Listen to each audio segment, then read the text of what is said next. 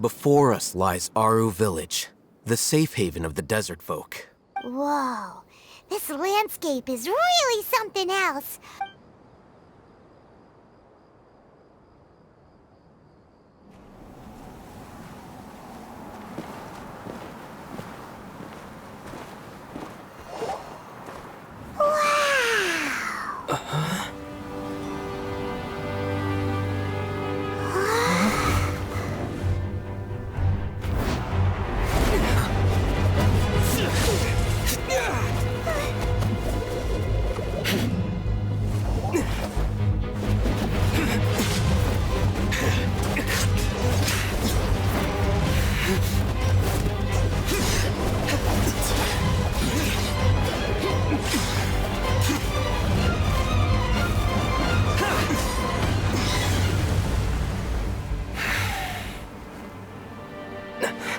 Sino.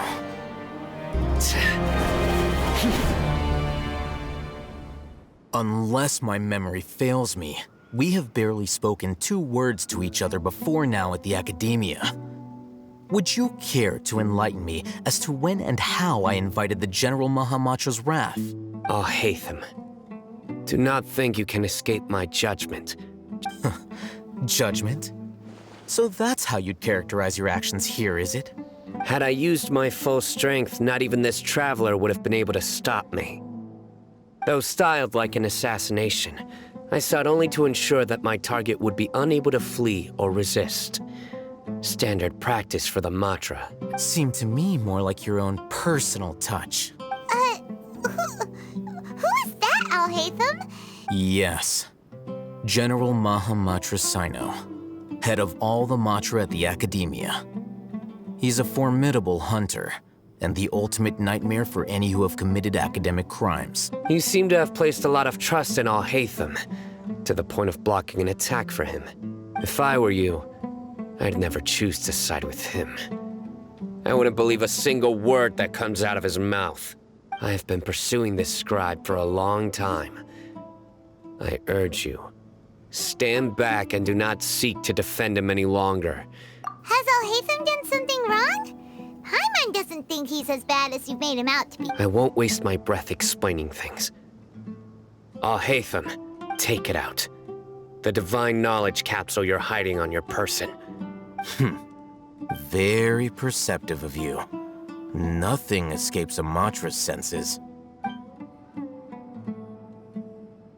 Wait, the divine knowledge capsule? Didn't it fall into the Matra's hands in Port Ormos?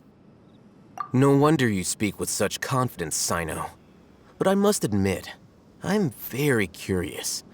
What does this capsule mean to you? And why, as General Mahamatra of the Academia, are you all alone in the desert?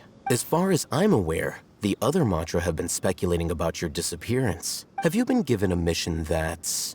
let's say, if I was the real target of your mission, what was stopping you from simply using your authority and resources to judge me within the walls of the Academia? I should have known you'd be difficult to deal with. You two? Ugh! What should we do, Traveler? Paimon feels like we can't trust either of them! Ahem. Well, look at you two, acting all tough and self-righteous over there. Wait, Dia? Great! Finally, someone that we can trust! You gotta help us out here, otherwise these two are gonna start fighting again! Yeah, sure looks that way. 2 giants from the Academia duking it out once and for all. Not something you get to see every day. Listen, I know you academic types love to fill up your big brains with self-righteous morality and lord your empty rules and virtues over each other. But how dare you bring your petty disputes into the safe haven of Aru Village? It seems like someone's gonna have to beat some sense into your thick skulls until you finally learn to respect these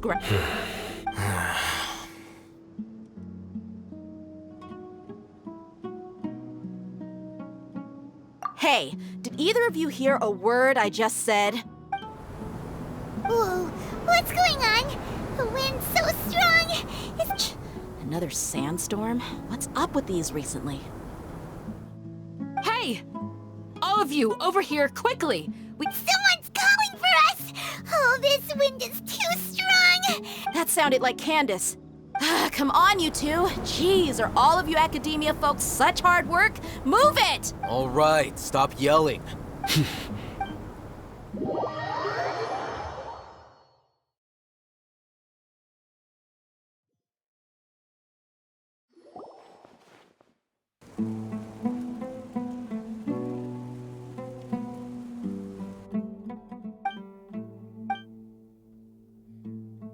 Well, this is pretty awkward. Hey, wanna play sardines with 3 people who wanna tear each other limb from limb?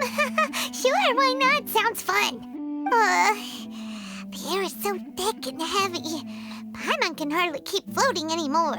My sincere apologies, everyone. This is the home of our village chief. I will have to ask you to make do with this small room until the sandstorm dies down. Please, let me introduce myself. I am Candace. Our savior has come at last! Nice to meet you, Candace. The name's Paimon. Thank you so much for helping us. There's no need to thank me. It's only right to help each other when the weather gets rough. Wow, she's so gentle and caring, like a nice older sister. All right. Now that we're all better acquainted, we should return to the topic at hand. As a guardian charged with the responsibility to protect my fellow villagers from harm, I was observing your conflict from afar, even before the sandstorm started. And now that you have set foot within our village itself, it is all the more my responsibility to make absolutely sure that you pose no threat whatsoever to us. So please, have an honest and sincere conversation with one another, and put your hostile feelings to rest. If anyone dares to start anything again while they are under this roof, I will not hesitate to send them out for some quality time with the creatures of the sandstorm. Oh, on second thought, Paimon may have misjudged Candace's character. And that goes for you too, Miss Dia. Do I make myself clear? All right, we got it, Candace. That's what I like to hear. So, which of you will begin? I was supposed to be a mediator, but I might have gotten a little too involved just now. Anyway, one of those two should probably start talking. Wait, that was you trying to be a mediator? I have nothing to hide, so there's no shame in explaining myself. While Alhaitham wasn't wrong about the other Matra not knowing my whereabouts, it's not because I've been assigned a morally dubious mission. Rather, I've chosen to exile myself. Huh? Exile yourself? A little while ago, I discovered that there was data missing in the Academia's project planning and development files. What little they did report clearly did not match the project's actual progress. As General Mahamatra, I had the responsibility and authority to request an audit. However, to my surprise, the person responsible for the erroneous data was none other than Grand Sage Azar himself. I tried to investigate the issue myself before submitting a formal audit request, but I soon found that all leads and potential pieces of incriminating evidence were carefully concealed from me. I began to realize that they were cautious of me from the very beginning. Unsurprisingly, the Grand Sage rejected my audit request as soon as the submission reached his desk. He even said to me, "The power of the General Mahamatra is granted by the sages. You have no right to judge us." So they really are up to no good. I realized then that to the Grand Sage, the Matra are nothing more than tools for the sages to assert and maintain their control over knowledge. The vows that we took, the principles that we strive to uphold, they are meaningless to the academia of today. I believed it would be wise to flee the academia before the sages had a chance to take action against me. This way, they can no longer see nor predict my actions. I will never give up on this investigation. There's no need for someone else to give me power or authority. Once I find the truth, I will administer judgment by my own name. Sino seems to have have the same goal as us. We're all investigating the sages. Plus, now that he's no longer the General Mahamatra, he somehow feels a lot less scary. Well, Sino, if that's your story, then why did you see Alhaitham as a target? When I was investigating the matter in the academia, I overheard a conversation between Alhaitham and a sage. The sages asked you to investigate a blonde-haired traveler. Do you dispute this, Alhaitham? What? Like many parts of the project, this assignment was undocumented. Now throw in your suspicious behavior with the Divine Knowledge Capsule, and I think we deserve an explanation. Yes. I was indeed tasked with investigating the traveler. Alhaitham? After all, the promised reward was so great that hardly any scholar could have refused. The sage told me, once you've completed this assignment, I can give you a glimpse of divine knowledge. A most enticing offer. Unfortunately, those academics don't know me at all. Their words contained one key piece of information, namely that divine knowledge indeed exists. That gave me all I needed to know. From my perspective, the sages are far from trustworthy. Think about it. Isn't it a little strange they're so willing to share divine knowledge with anyone, even as a reward? So, I began my own investigation following the lead of the Divine Knowledge Capsule.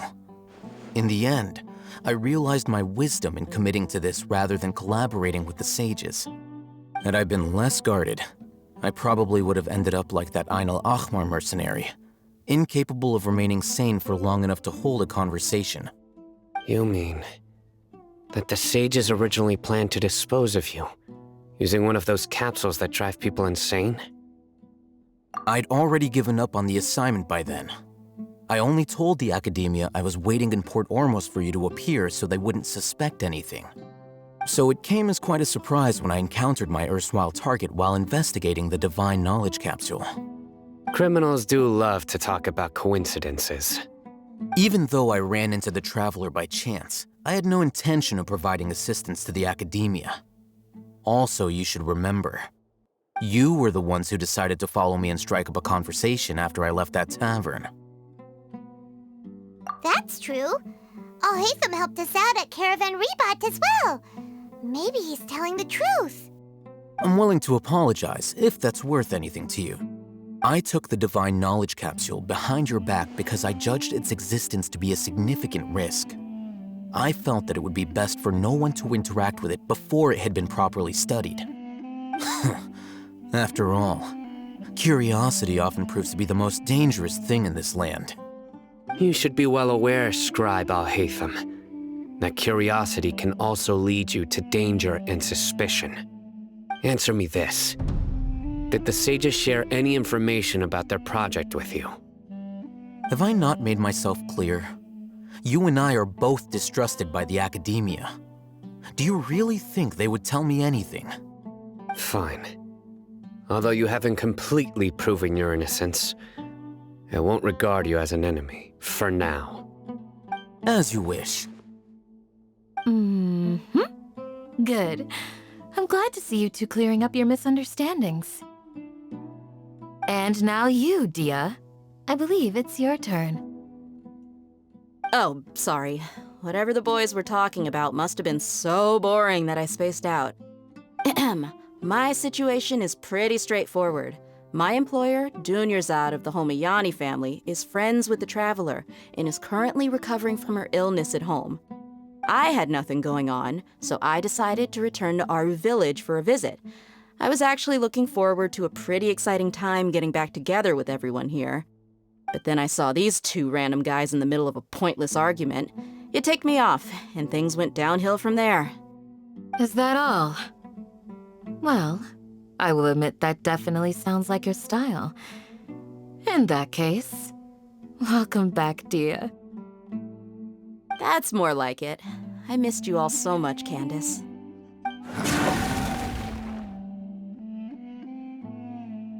Whoa! What was that sound? No need to worry. Now that you're no longer at each other's throats, please make yourselves at home. I'll take a quick trip outside to clear out some of those creatures in the sandstorm. Creatures? In the sandstorm? Are you sure you don't want some backup? Fighting in a sandstorm is not for the faint-hearted. Anyone without extensive training in these conditions is at a disadvantage. You needn't worry. Yeah, just leave him to Candace. Don't worry, she's as tough as they come.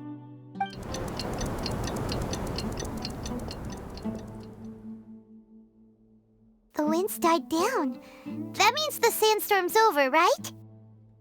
Candace still isn't back yet, though. Is she alright? Maybe we should go out and check on her. When you put it that way, even I'm starting to feel a little worried. All right, let's go. We've been here long enough, and the boys are as chatty as the floor.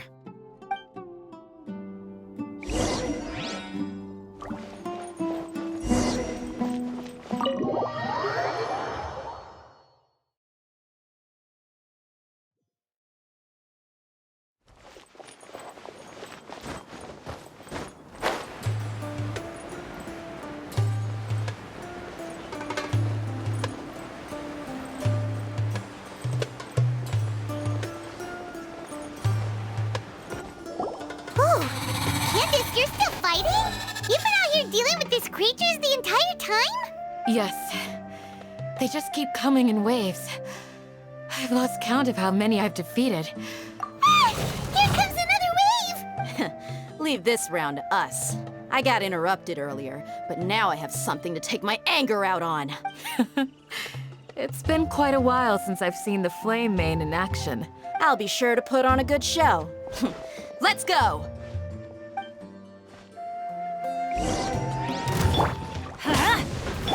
Ring cutter! Stand clear! Absorption test! Fuse is lit!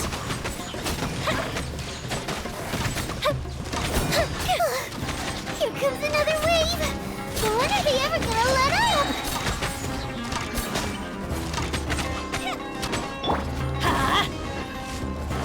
Teamwork is dreamwork! Let me weave you a verse. Rain outlines your fate.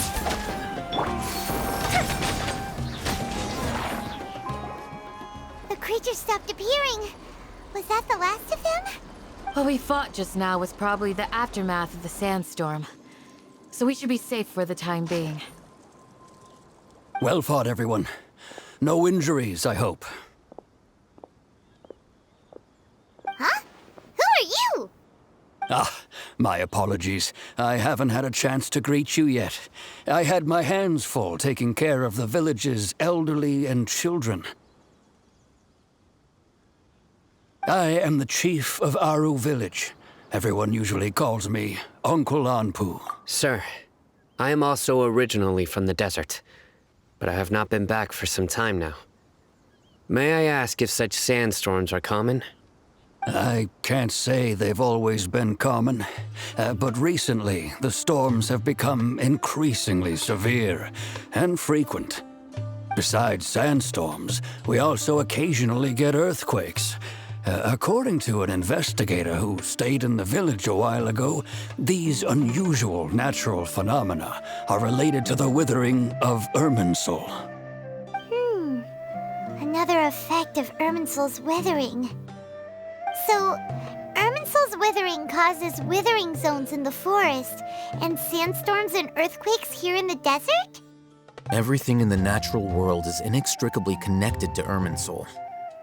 These regional symptoms can indeed be a reflection of Irminsul's present state. Everyone in Aru village needs to take good care of themselves. Speaking of which, why haven't I seen a single village keeper since I got here? Village keeper? Who are they? Village guards like Candace? Does your curiosity know no bounds? Village Keeper is how Aru village refers to mad scholars exiled here by the academia. Most of them are scholars who lost their sanity after a period of training in the Avidia forest. The academia believes that their crazed mutterings may have a negative effect on the psyches of other scholars. So, they're forcibly exiled to the desert.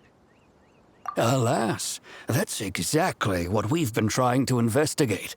One by one, the village keepers have been mysteriously disappearing without a trace.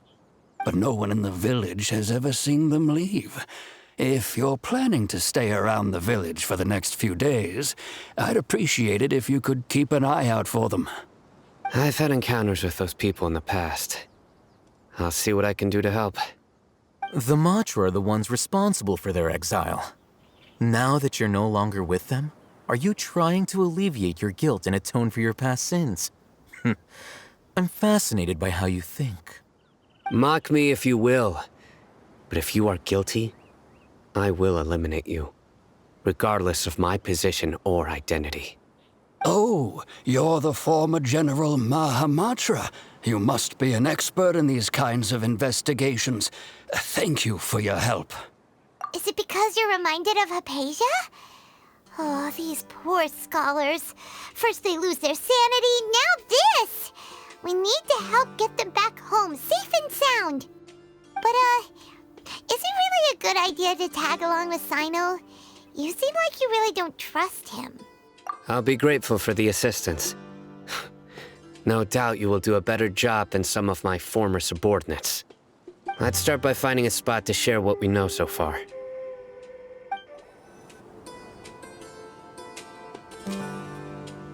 Although I've sent myself into exile, I'm still doing essentially the same things as before. Do you still have any questions for me before we start our investigation? One of my former subordinates told me that this title has its origins in a strange incident. The academia has long exiled mad scholars to Aru village. A mysterious phenomenon exists here. When mad scholars first arrive, they are as incoherent and deranged as before.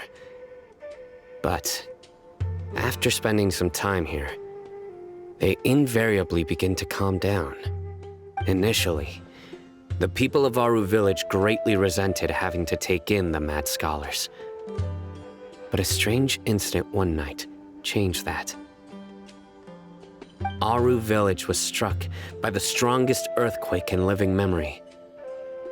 Seeing buildings on the verge of collapse all around him, the then chief of the village was preparing to take everyone to safety.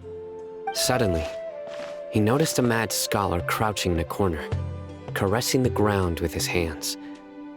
A soft, green light radiated from him, like a divine glow against the backdrop of night. Despite the powerful tremors that ripped through the ground that night, all the houses remained upright, almost as if they had grown roots reaching deep into the ground. In the end, not a single building collapsed, and no one was hurt. After that, the people of Aru village treated the mad scholars with greater kindness, and began to refer to them as the village keepers. The soft green light? A mad scholar protecting Aru village? Paimon thinks so too. Actually, Sino, do you know if any of the mad scholars continued to wear their Akasha terminals at Aru village? In theory, they would continue wearing them so the academia could still monitor their activities. With that said, the main Akasha system would no longer have any interaction with them. Oh, no wonder! Everything makes sense then!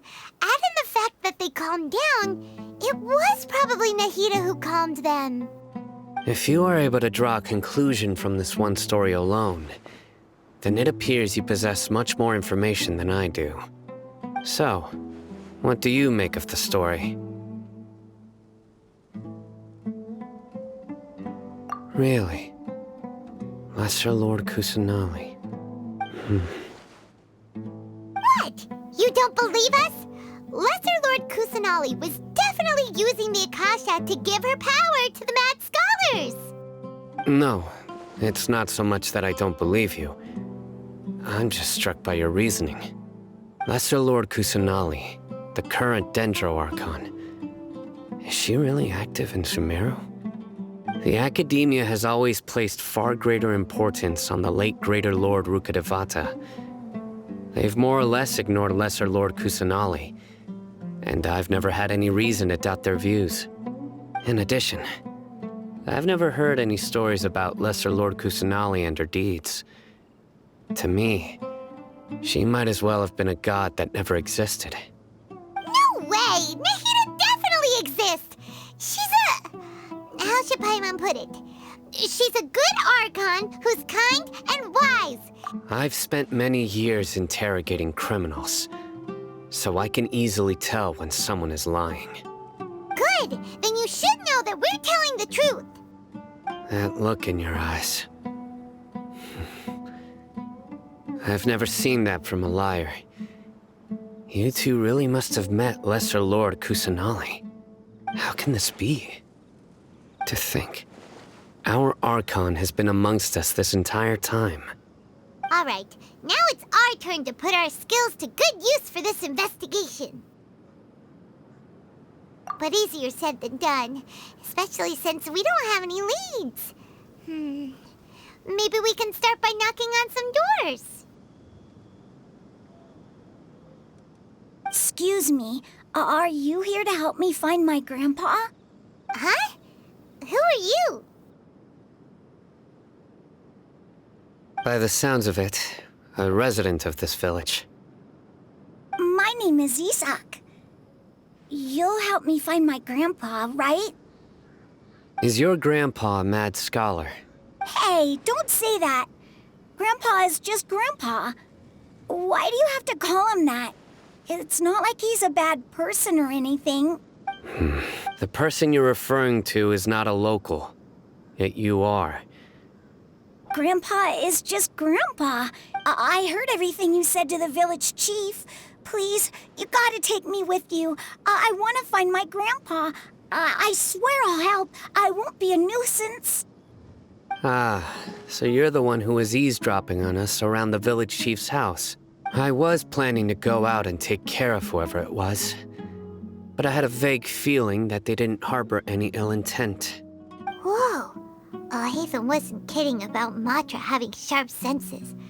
Sino, he's just a kid. All he wants is to find his grandpa. Sorry. I was only listening in because I wanted to know where Grandpa went. Honest. All right. But first, let's confirm the facts with Candace.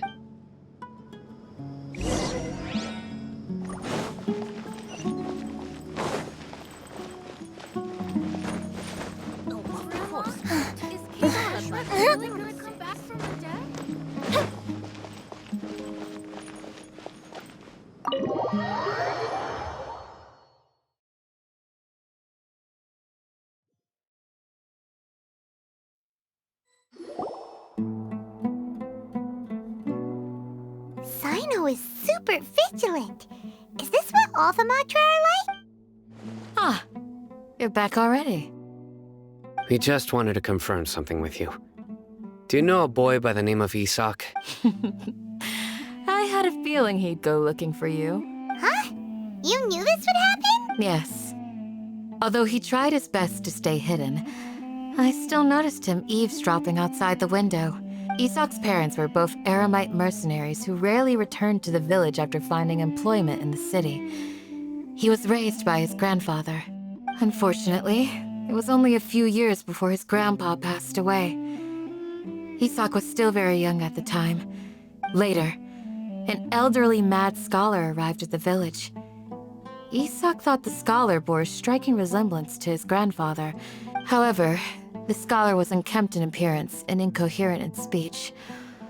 Although Isak referred to the man as his grandpa, he was afraid, and one summer night, the oft mumbling and bumbling grandpa suddenly calmed down and seemed to become more lucid. He even noticed Isak hiding in the distance. So Grandpa walked up to Isak and patted him on the head. He even took Isak to the entrance of the village, where he patiently taught the boy the names of the stars, and accompanied Isak until he fell asleep.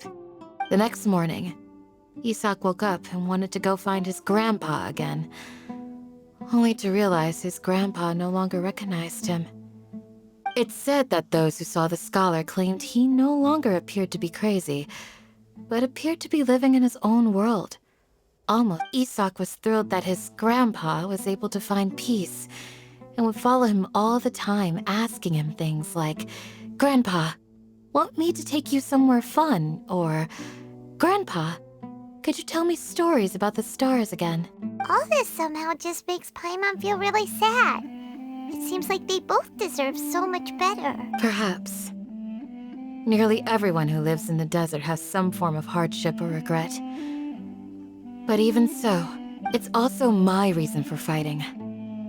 I must continue to protect this land.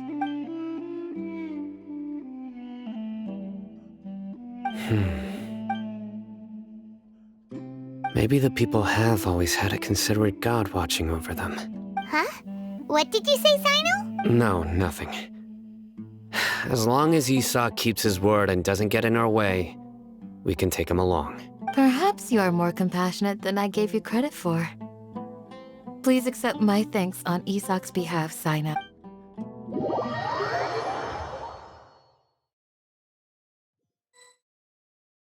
Hey, Isak!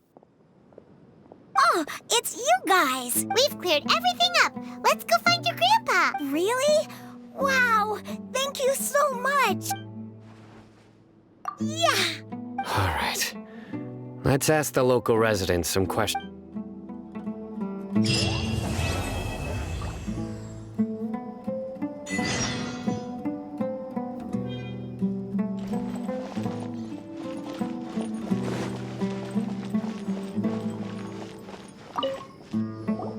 Excuse me, did you happen to see where the missing scholars went? You mean the village keepers?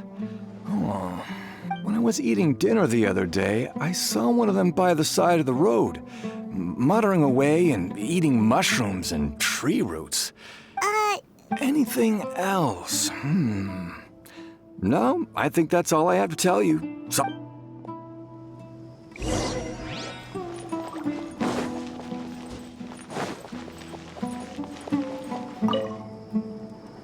The scholars that have gone missing. Those eyes. Those fierce eyes. Don't change the subject. Right. You were asking about the mad scholars. I think it's been a few days since I last saw them. I usually go to bed pretty early, so I'm not too familiar with what goes on at night. But honestly, I feel quite sympathetic towards them. Even though they act a little strange, they've helped me in the past. Do you also think Grandpa and the others are good people? Grandpa? Oh, hello there. It's little Isak. You mean that nice man who looks like your grandpa's long He was actually the one who protected my house. I saw it with my own eyes. He happened to be staying near my house that day and was doing... It still feels pretty surreal now that I think back on it. Did someone teach them how to do that? Well, whatever the case, I'll always be thankful to him and whoever taught him to look out for others. I'm pretty sure that if I ever went mad, I wouldn't be able to do anything like that. Gotcha!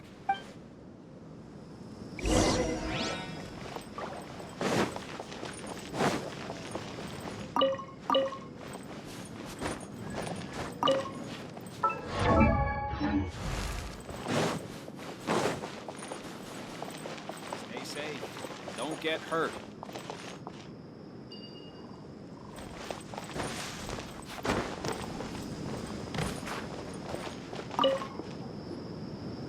Sir, have you seen my grandpa recently?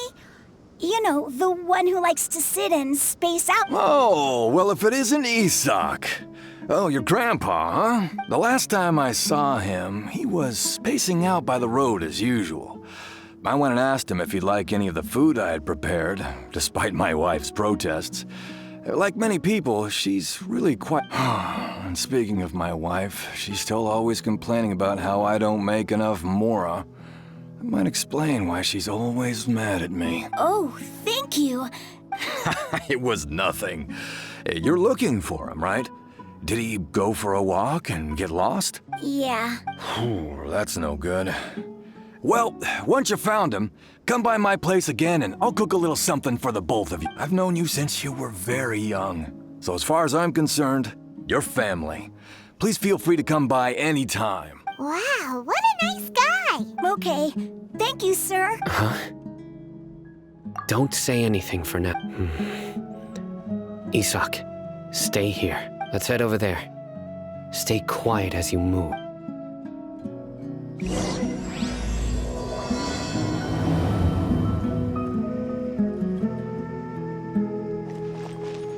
Enjoy the airlights. Embrace a wonderful new life. Grandma, is King Deshret really gonna come back from the dead? Listen, see if you can make out what they're saying.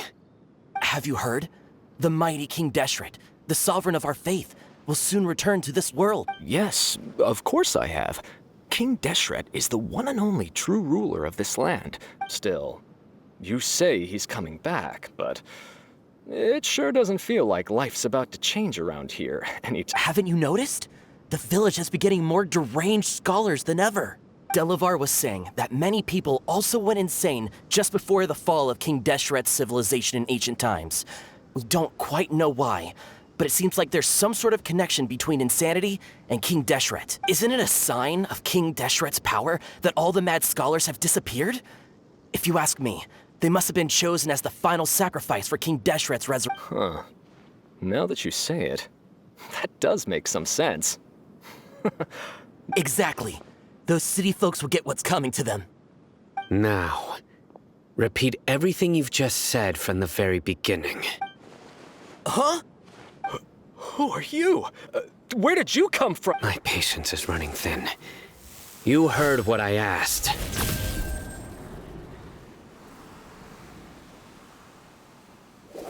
Yeah, bro, this guy's something else.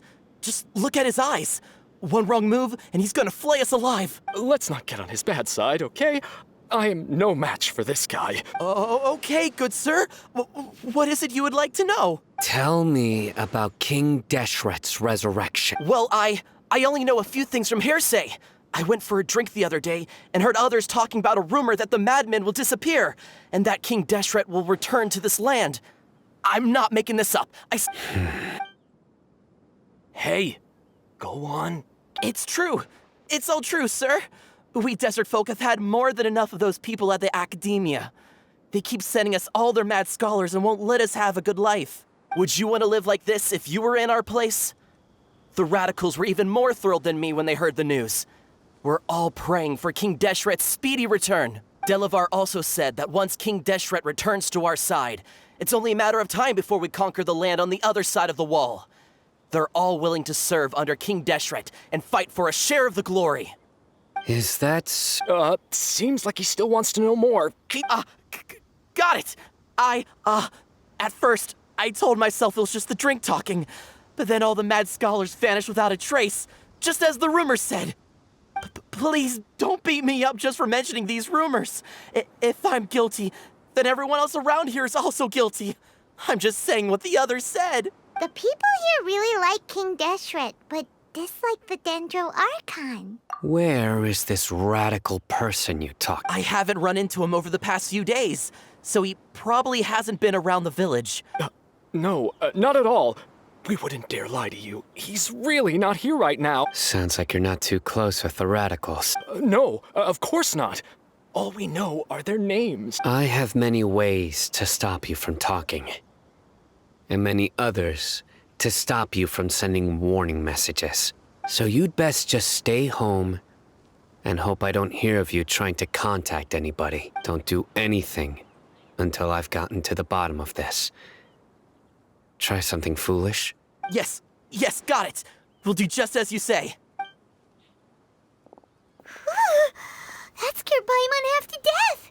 Sino is pretty terrifying. He didn't try to reassure us at all. It's like he's used to hearing that. Oh, Paimon bets lots of people have told him that before. I heard that. Sorry. It's part of being a Matra. The rumor we heard just now seems like a strong lead. But we need to check a few more places. Very well. Isak! I'm here. Where's your grandpa's house? Well, I can take you there.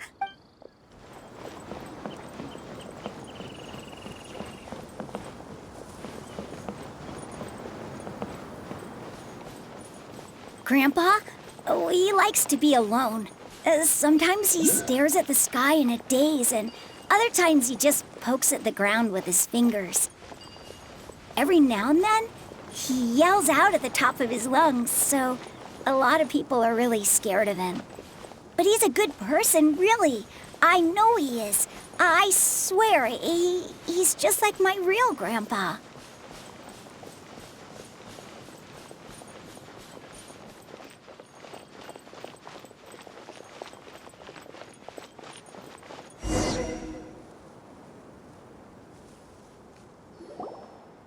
Well, this is where Grandpa usually stays. There sure isn't much here. No. Incense? Please don't say it's the same one as before. But are you okay? Are you getting dizzy? Or There's a scent that you can sense, but I can't. a certain traveler here once passed out from that smell. Thankfully, Tainari saved the day. And then he gave us a long lecture to explain all about how it worked. So, you know Tainari? Huh? You know him too? Yes. Now that I concentrate, I can also make out the scent of incense. Wait, surely Tainari didn't lecture you too? No. No need. Did you first encounter this scent at Tainari's house? In the forest. From a scholar.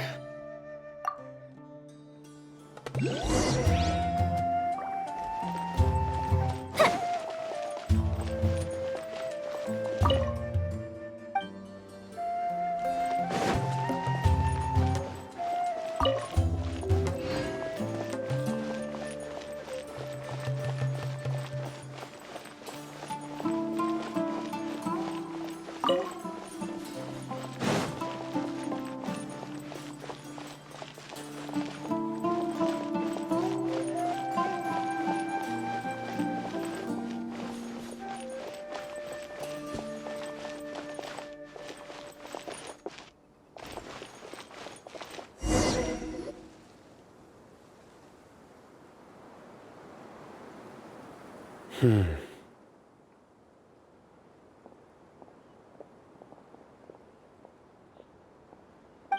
are you looking for, Sino? Here it is. Take a look right here. Paimon doesn't see anything. Although the traces have been completely buried in the sand, there are footprints here, from the size and shape. They belong to an adult male. This pattern is a common one from this area. Local shoes. This was probably someone from the village. The scent is quite faint, but still extant. But who would come looking for Grandpa? We'd have to ask whoever lured him away with the incense. Huh? So you can lure someone away with just a scent? Hey, what's wrong with liking good food? Everyone's got something they love in life. Exactly. Most scholars are fond of incense, since the smell supposedly helps them clear their minds, even deep within the clutches of madness. They still yearn for their knowledge-seeking days, and will follow the scent whenever it presents itself. No, Grandpa. So someone's taking advantage of their weakness? Huh. Still, are the rumors really true? Could the disappearance of all the mad scholars have... It's highly likely. Please, you have to save my Grandpa. Grandpa's never done anything wrong. Sounds like we'd better help get him back. Don't you worry, Isak. We won't let whoever took him get away with it. Let's head to Aru Village and inform Candace and the others about what we learned here. After that, we'll set off to find the scholars.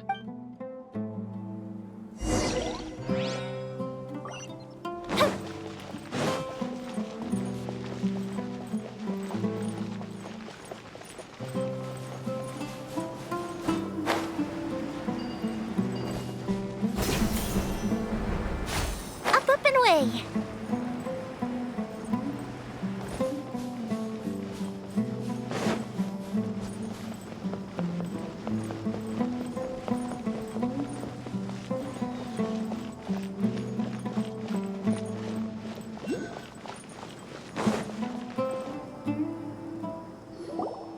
Right. The darker fabric definitely looks a lot better. We're back, Candace! We've got a lot to tell you. Ah, welcome back. Sounds like everyone's friends already. Oh, Dia's here too! You bet. So, everything goes smooth? Reasonably. Alhaitham didn't go with you? We haven't seen him at all. Huh. I saw him around the village entrance earlier and figured he was investigating with you. I guess he must have gone off on his own. Did you find out anything useful? I see. So someone used a kind of incense to lead the exiled scholars away from the village. The resurrection of King Deshret? First I've heard of it. Far as I know, the kind of incense you just mentioned is only popular beyond the wall. Scholars are fond of it, but as you can see, there aren't many scholars still studying around these parts. No seller would be able to make a profit here. Not to mention making incense is a labor-intensive process. You won't see anybody in the desert with the patience to make or sell something that requires that kind of effort. It seems someone from beyond the wall must have been supporting this. Makes sense. So what should we do then? Do we go back to the academia and search for leads there? If it was any other day, that would be your next logical step. But today, you've got me on your team. Didn't you say that the villager got his news from the tavern? Well, I also like to drink at the tavern, so I know a thing or two about these radicals he mentioned. If Paimon remembers correctly, the leader of the radicals is some guy called Delavar. Ah, yeah. Delavar, the scar-riddled bandit, Engur, the wide-eyed butcher, and Jabari, the duck-tailed bearded crook. The whole lot of them are known around these parts. These guys have one thing in common, and that's being broke. The rougher life gets, the more they want to believe in King Deshret. Way they see it, King Deshret's resurrection is their only chance at overthrowing the academia. Throwing all of Sumeru into chaos is the only way to change the way of life here in the desert. Anyway, that's my guess why they've chosen to become radicals. Tia! You're amazing! You really know this place inside and out!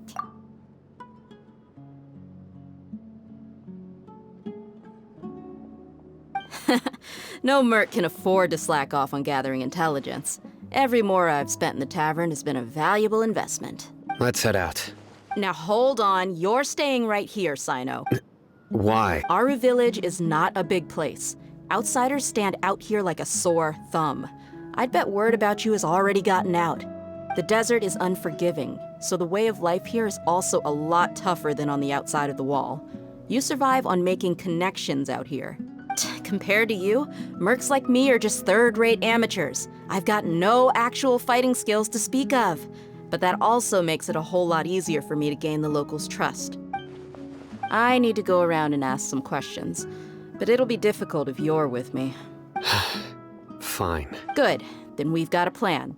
The Traveler and Paimon will go to Caravan Rebat with me, and we'll try our best to figure out where the mad scholars have been taken. Sino, you'll have to stay in the village and continue investigating on your own. All right, sounds like a plan.